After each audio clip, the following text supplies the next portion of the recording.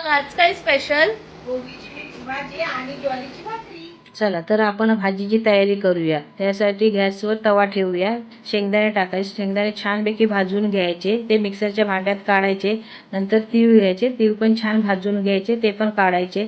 नंतर ओला खोबरा 2 चमचे घ्यायचा. तो पण छानपैकी भाजून घ्यायचा. भाजून झाला काही सगळं मिक्सरला लावून घ्यायचा. इकडं आपण आता कढई ठेवूया. कढईवरती तेल टाकूया. तेल गरम झाला तर जिरं टाकायचं. जिरं झाला का जी आपण पेस्ट केलेली होती ती सगळी टाकून घ्यायची. मिक्स करून घ्यायची.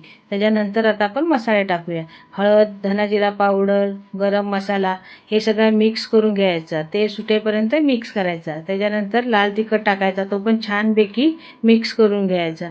नंतर आपण ज्या भाज्या आहेत कापलेल्या त्या पण टाकायच्या. त्या मिक्स करून झाल्या छानपैकी. त्यानंतर वांगा नंतर टाकायचं कारण ते काळा पडतं. ते पण मिक्स करून घ्यायचं. ते मिक्स करून झाला का 1 वाटी पाणी टाकायचं. त्याच्यावरती झाकण ठेवून द्यायचं. चला आता मग इकडं आपण भाकरीची तयारी करूया. भाकरी करून घ्यायची. त्याच्यावरती मस्तपैकी सफेद तीळ टाकून घ्यायचे.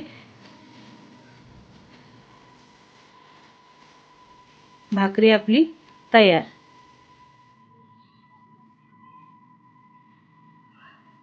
भाजीला कळ आल्यावरती चवीनुसार मीठ टाकायचं, गूळ टाकायचा आणि आपली खाण्यासाठी भाजी तयार.